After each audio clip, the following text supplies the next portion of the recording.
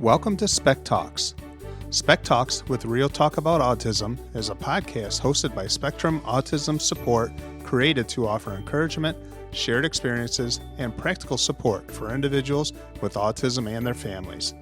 SpecTalks is a community conversation series that brings together autistic individuals, families, professionals, and advocates to share knowledge, inspire hope, and build connections.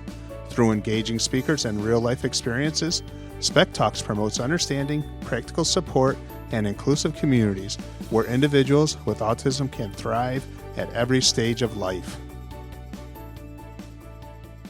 Greetings and salutations, and welcome to the inaugural conversation known as SpecTalks. I am your slightly annoying co-host, Stephen Julian from Business RadioX, and I am sitting across the table from Claire Dees. She is the executive director of the Spectrum Autism Support Group here in Gwinnett County, located in Duluth. Claire, welcome to the studio.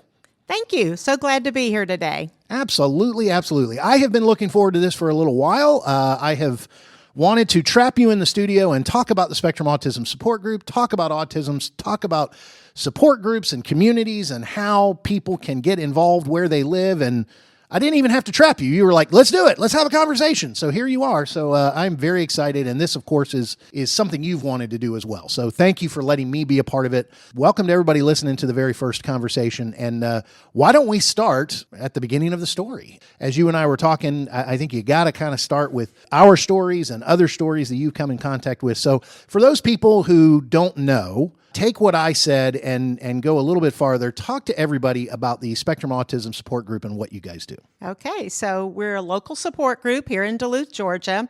We serve well over 3,000 individuals with autism now and their family members.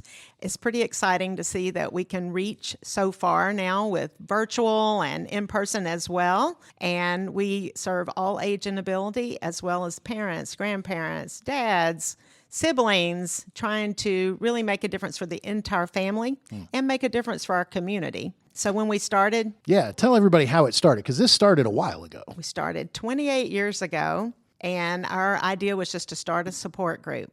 I actually was not looking for a support group for myself, but there was a mom who went to Gwinnett County Public Schools and said, I need support. Why is there no support group here? The director of the autism program at the time said, I think a support group is a great idea and I think it's needed. I don't think the schools should run a parent support group. I think parents should.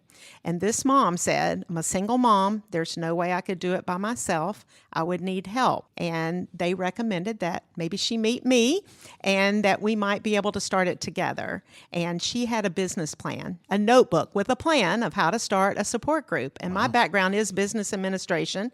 I had a 10-year-old with autism at the time and thought, you know what, it's time for me to help make a difference for others and give back and use the experience and knowledge I've gained to maybe help other parents. I was not looking for support for myself at the time, but I thought maybe I could help others.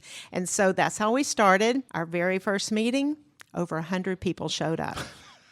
So you and this other mother, she kind of had the plan. You had the administration background to help put that plan together, and you do this first support meeting. And I bet between the two of you, if somebody had asked you how many people you think would show up, you could have taken both of your thoughts and numbers and it wouldn't have come close to 100. Am I right in thinking that? We were expecting 20, maybe 25 people.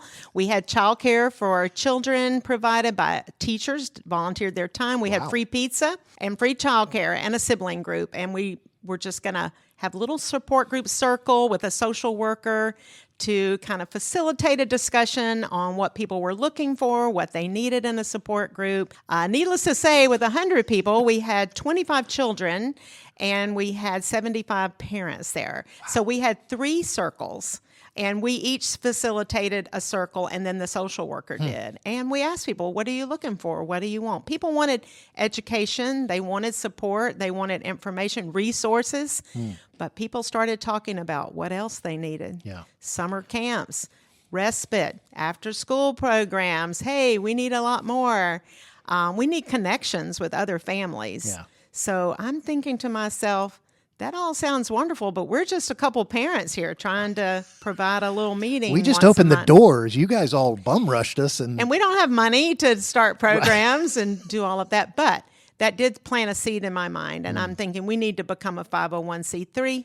We need to start figuring out, how do you raise money to make a difference? Maybe we can fill in those gaps that exist in our community. But let's find some great speakers. Let's plan some family events. And so we started with monthly meetings. We had the sibling group, the free childcare. We would do a holiday party or an egg hunt or a pool party and just make it free. People would volunteer to share their community pool so that we could bring families out. And that's how we got started. As you started this, and let's just kind of think about the first few years of doing this, was the monthly meeting with that, we're going to try to bring some kind of information or an expert to talk about something and a place to gather, was that kind of the main pillar that everything else kind of grew out of? That was our core program initially. Our mission became to provide support, education, and resources, and that was the best way to do it. We find that you learn more from other parents than you do from any professional, but we did find it was very helpful to bring in professionals to talk about things like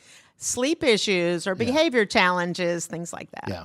Now, I'm going to ask you this because if people were listening, they might have picked up and caught a little moment where you said, at the time you were approached, you kind of said you had a son 10 years old at the time on the autism spectrum, but you were like, I wasn't necessarily looking for support. Did you stay that attitude? Did that feeling stay that way? Or as you got into this, you went, holy cow, I think I need support? So he was 10 at the time. 2 years in, 12 years old, we had some challenges with medication management. We tried to wean him off of an antipsychotic drug, which was something that we felt like might help behavior, but instead it made him kind of more lethargic and gain weight, and did not see the benefits of what had been told would happen with that medication. So weaning him off of that medication, we didn't know was going to be such a challenge. And at the time, he couldn't sleep, pacing, head banging, a lot of behavior challenges as we tried to take him off this medication. And that support group was there for us when we needed it,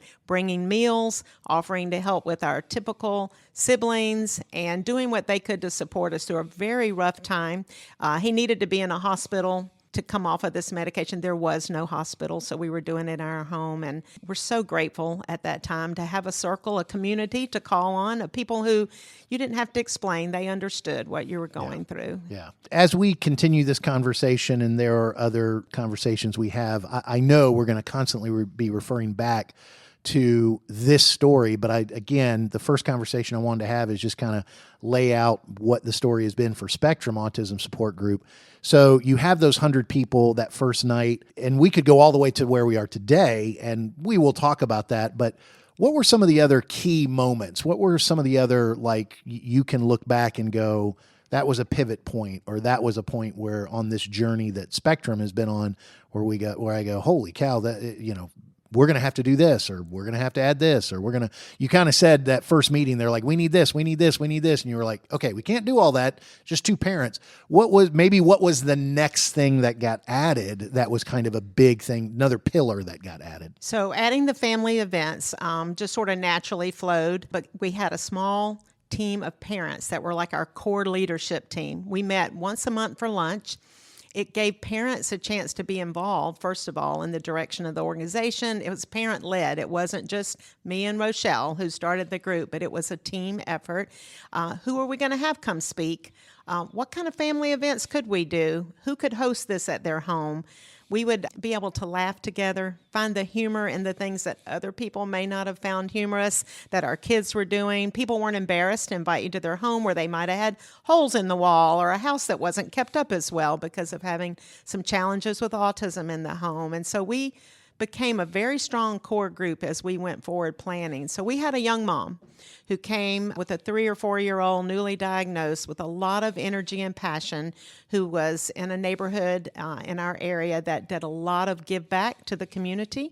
And the Sugarloaf Country Club adopted us for some of their fundraising events. You needed to live in that neighborhood to be able to nominate someone. She did, and she wanted to make a difference. And so it did make a difference because they donated $45,000 the first year that they chose us. I believe that was 2004. And in 2004, we were able to start our camp program. And we were able to train other camps, churches, the Y, Parks and Rec, how to take children with autism and include them in the typical camp environment. For those who couldn't fit in a typical camp environment, needed more one-on-one support, had maybe they weren't toilet trained and couldn't go to camp. Maybe they were too old for camp, over 12. Yeah. And so we were able to start a camp. That was what we did with that money. So I think one of the things that I'm picking up on early in the story, and it has continued through the years, is when it comes to the Spectrum Autism Support Group and what you and your leaders and families have been able to do is this has never been about you. This has never been about you and Rochelle. It's never even been about the leadership team of the Spectrum Autism Support. And it really hasn't been about the Spectrum Autism Support Group. It really is about taking what you guys do and how can this be expanded to somebody else? How can somebody else do this?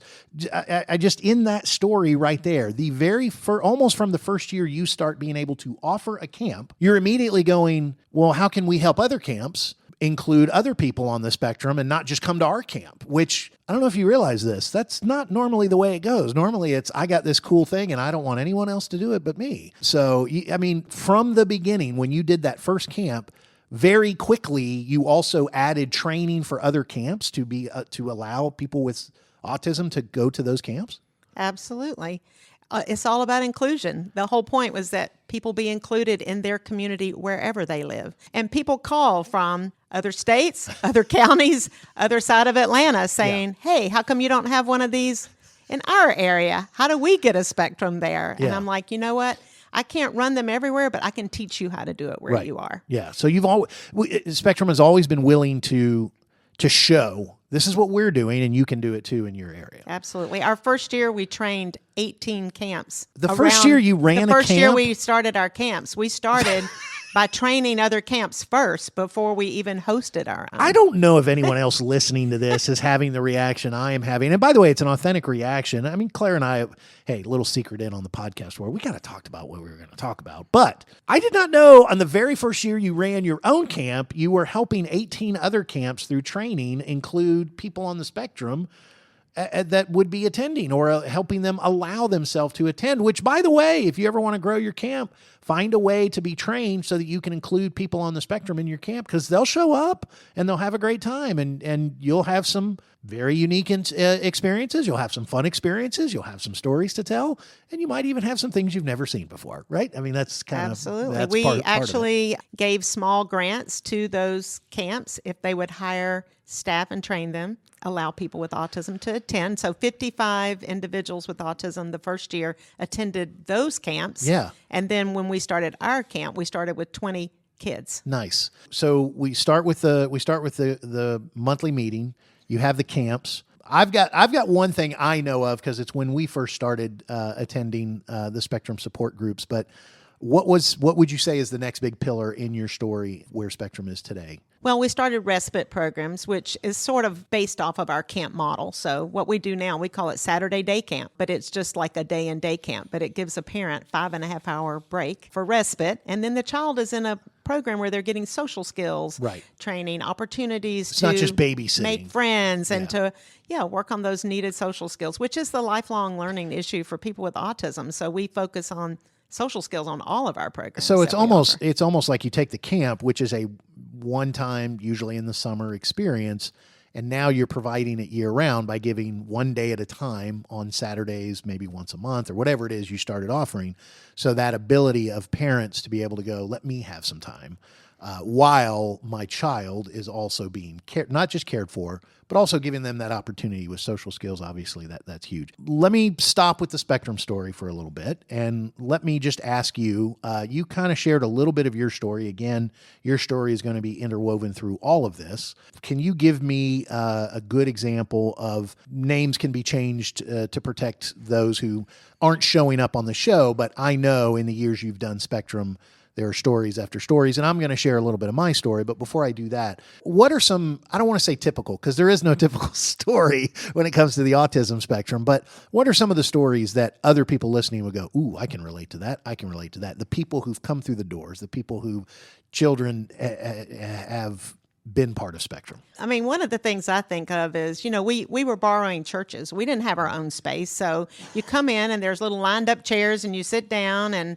you don't know anyone. You're a little anxious, new people, they're not going to know what my life is. Every child with autism is so different, so they're not all alike. But then you come in and you hear people talking about their child, and like, oh my gosh, my child does that too. Your child rewinds the video 50 times after the same scene, or your child talks in scripts from movies, or they line up everything. And if you move one car, meltdown, Right. And when people start realizing, oh, other people's children only eat 3 foods or 5 foods, Right. Mine does that too. They start having that comfort level, but also you feel comfortable to talk to those other parents and realize it's really not so much about a meeting or the education, but it's building that community of people that understand what you're living with, and maybe they have some tips and strategies that have worked for them that you would learn from another parent as well.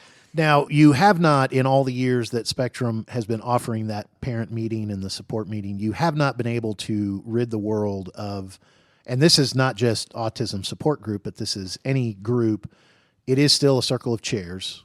There is still water bottles, maybe some coffee. So there is still that first time you walk in, oh, I'm in another room with a circle of chairs and I've got to decide where I'm going to sit, or I hope there's a back row because I'd like to sit in the back, right? That you still have that, right? I mean, we haven't gotten Well, it's funny you even mentioned that because 3 years ago, we were able to purchase our own building. We have our own space. And the first thing I said was, we're not going to do lined up chairs like in the church.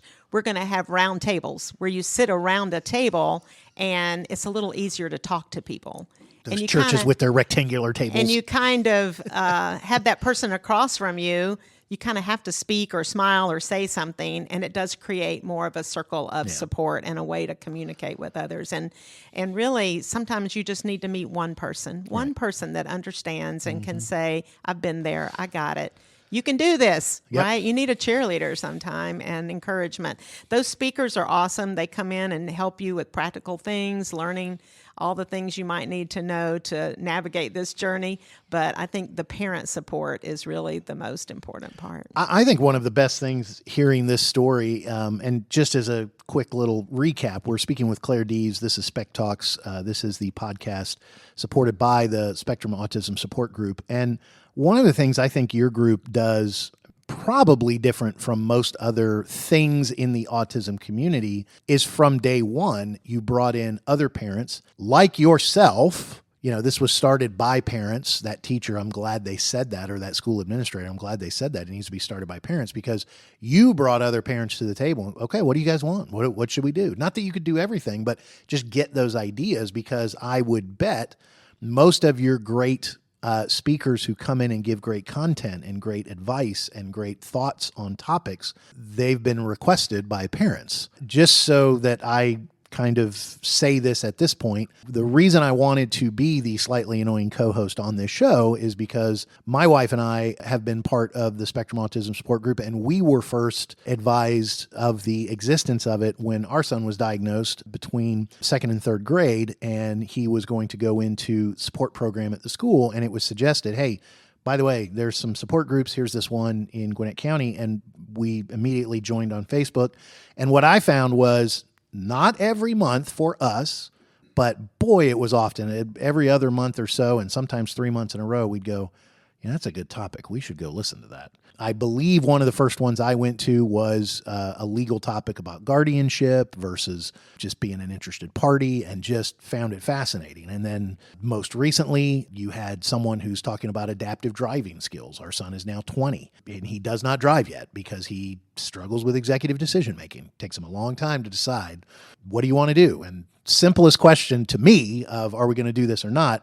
And he's got to think about it. Or I'm not sure if he's doing his trained social skills of pretending he's thinking about it, but he really doesn't know what he wants to do, and he's waiting for us to tell him what to do. So all those different things that we're enjoying doing with him, or being challenged with doing with him. So we found it for the topics, right? That's where we kind of got connected. Then it was hearing that was the biggest thing too. And that's what caused us to keep coming back, is when people would share their stories or what they were dealing with around that topic. And they were like, we did this, and this is how we got better support from the school. And I was like, ooh, I hadn't thought of that. And so going up and asking other parents, so tell me what you did. Who did you talk to? What did you, I mean, just a great place to not feel stupid, a great place to ask what I think might be a stupid question, or just a question that I don't know anywhere else where it could be answered other than in this room.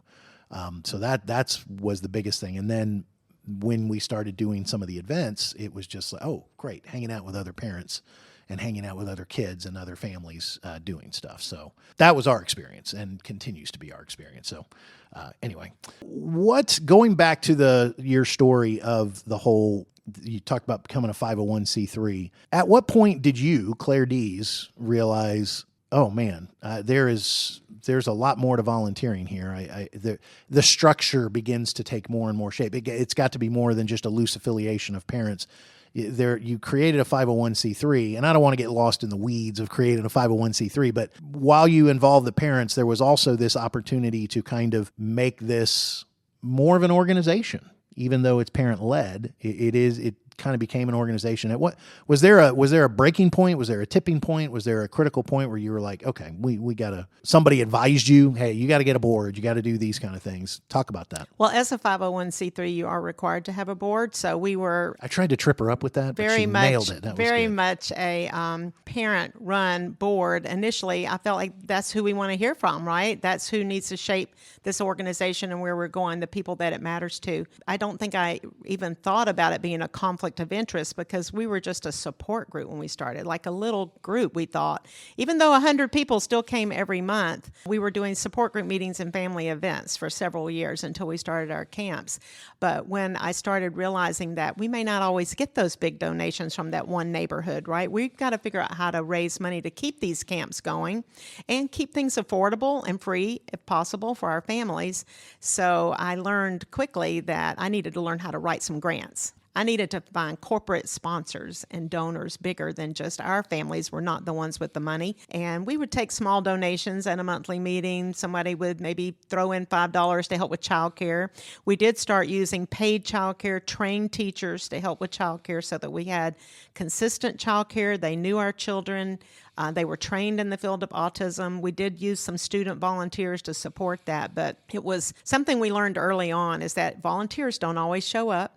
Things come up and maybe they can't come, but for our kids, we needed to know we had people we could count on. So we wanted to pay them well, the people that we were hiring to help with our children. So I needed to have some kind of funding that I could count on. So I started learning how to write grants. Grants have been a very important part of how we're able to fund a lot of what we do. And I tell people there are a lot of grant opportunities, local grants you can write for your organization as well. So I did the grant writing, I did the program planning, I did look for teachers to help with supporting our camp programs, people that did already know how to work with children with autism to help develop curriculum and programs. And that was important as we started at that point, but as time went on, it became my passion to help families and to run this organization. My co-founder, she moved on within a couple of years to do other things, and it was so big, I thought, I've got to keep this going. We had so many ideas of where we could go with this group and what we could do, and we started doing some planning as a board, but I didn't realize I was spending 35, 40 hours a week running the organization. And when I did realize that, my son died of a heart attack at the age of 23, suddenly, unexpectedly, and my husband was like, whoa, we don't need to do this disability stuff anymore, do we? And I was like, I think I do. This is what I know now. This is what I love. It has become my passion and my purpose. And it's part of his legacy that I continue this work. And so I ended up taking a job then because he was full-time, my son was. And so when I took a job, I quickly realized how much time it took to run the organization and that to keep doing a good job and to keep expanding, we were going to need to really make that transition to paid staff. We need an executive director. I was just a little president of the board at the time. And so I did go to the board and say, we need a strategic plan. We need to know, where are we going? What would happen to this organization if I wasn't here, if I didn't do this? Nobody's going to do this for nothing. So we got to figure out something here. And when I went to grantors who might help fund an executive director, that's when I realized you can't have a board of just all parents. You need some balance there. You need a attorney, a CPA. And so we started looking at, how do we build a stronger board? How do we bring in larger revenues? I think our budget at the time was $125,000, and that was about 9 years ago, and now we're well over $1 million. So that showed the difference having a paid ED can make. But when people ask me about starting a nonprofit and doing what I do, I say, you have to start small. You do start as a volunteer, but you do need to have a plan of that growth plan and what's going to happen next. And I did it because I loved it, but I realized as a responsible leader, I needed to have a plan for succession and also a plan for growth for our organization. So it's been very exciting to see the difference that made for me to be able to do it full time. I'm still the only full-time paid staff with 5 part-time employees to support the work that we do. It has made a lot of difference to be able to have a little more formal structure, to have strategic plans, to have milestones and goals. And I'll tell you, my board stretches me every year to go bigger. No wait list. We don't want wait list. Or when are we going to add a music program, or whatever the ideas that come up that people are asking for. You give me that idea, I'm going to figure out how to make it happen. And so I've been very fortunate to have a board that's been very supportive and encouraging and to help us with that growth. I want to ask this. We're gonna kind of wrap up this first conversation. So when it comes to the story of the Spectrum Autism Support Group, we've kind of gotten a nice start. We're going to fill in, we're going to color in all the other pages as we have further conversations. But I would like to ask real quick about the story of the world around autism support outside of Spectrum. I'm not asking you to throw anybody under the bus. I'm not asking you to rant and rave or stand on a soapbox or anything like that. One of the reasons for this podcast, one of the reasons you wanted to have this, you agreed to have this conversation with me, is because you get a ton of calls, and you get a ton of calls about, and you've already shared it in the story. Why can't you do the camp down here? Why can't you do the camp in, you told me off air, why can't you do this in California? Well, for one thing, I'm in Gwinnett County, Georgia, right? That's kind of hard for me to repeat this over there, unless you want me to move out there and all that. So you get calls from all over about support. Can you just give a couple of minutes or a couple of thoughts on the current state of the support system for people on the spectrum, for people around the spectrum? It is something that is, I think, growing. I think it's a little more, people are more aware. Are you getting those calls because there just isn't a lot of support? There's a lot of talk about it. There's a lot of services, but there might not be a lot of support. Is that a fair statement? I think so. Yeah, I think so. So support could be 2 or 3 people sitting around your kitchen table or in a coffee shop having a conversation. So it doesn't have to be 100 people. In fact, 100 is a little large. So it was overwhelming that first night. So I'm sure. I tell people, when you come to a meeting, be prepared. There are going to be a lot of people here because I don't want them to be overwhelmed. But now that we do have our own space, we've divided up our support group meetings so that we have the first Thursday of the month, parents of school-age children. The second Thursday of the month, it's parents of adults. And the adults themselves have their own support group meeting.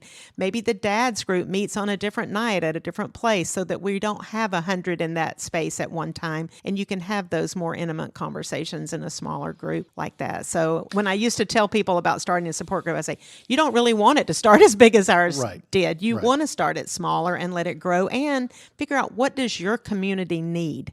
You may not need a camp or a respite program. You may just need a support group meeting. You may need those little family events. Start with small.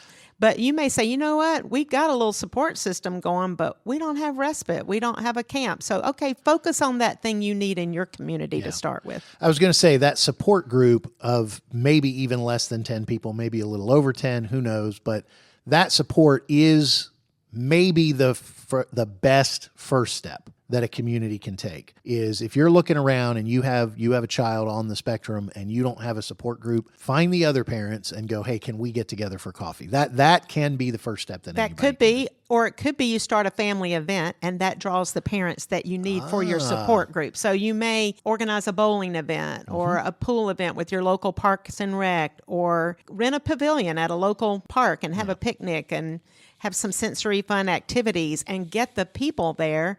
And then when you get the people there, because they're going to come for some free family event, bring their families, and then you can say, hey, anybody be interested in meeting once a month for coffee or having a little support group, because you have to get that core group going. One parent can get it started, but I always say you need a core group. You need some people to support you in what you're doing. And you and Rochelle started it so it's better to start with two. We started with two, but we did have the school support as well, offering a space, the teachers volunteering to help with the child care. So the more you can add to that circle, it could be a local church. Yeah. It could be a local ABA therapy clinic that just wants to open up their space and share maybe their staff to help with child care. So think of partnerships. Think of collaboration. Who can collaborate with you? So now we kind of come to the end of this first conversation, and big spoiler alert. Here's the big reveal. One of the reasons you wanted to do this podcast is because anybody listening to this will, instead of just calling you and say, hey, can you do what you did here? Your answer might be, no, but you can start and I can help. And so one of the ways to help is just kind of, we're going to talk through the story of Spectrum and what you guys have done and what has worked and what hasn't worked. We're also going to be a conversation where we hopefully maybe laugh a little, maybe give some advice. You can give some of the advice, and that advice can be timeless as people start to do their own groups. That's kind of the reveal of why you and I are sitting here talking. Who knows? People may be responding to this podcast and go, give us more episodes, give us more conversation. For those people who want to learn more about what the Spectrum Autism Support Group is, how do people find it? How do people, what's the website? Give some contact information. Oh yeah, check out our website. By the way, there are some free trainings on our website on how to start a support group, how to start a respite program, how to deal with challenging behaviors in your camp. We do have some great webinars for employers as well on our website. So I like people to know we do have some free resources that we love to share, but you can find that at our website, which is spectrumautism.org. Very good. And so, Claire, sit back and listen. So now you're going to get to see, again, not entertaining, but I'm about to do something in the industry called a tease. So you ready? You excited for this? Let's go. So the tease is, in one of our next conversations, Claire is going to be revealing a service that Spectrum does potentially provide for anybody, anywhere, that they can start something. And that's all I'm going to say. I'm not going to give it away, but we'll be talking about that in a future conversation, right? All right. That was pretty good. All right. So for Claire Dees, this is your slightly annoying co-host, Stephen Julian, saying we will catch you next time on SpecTalks.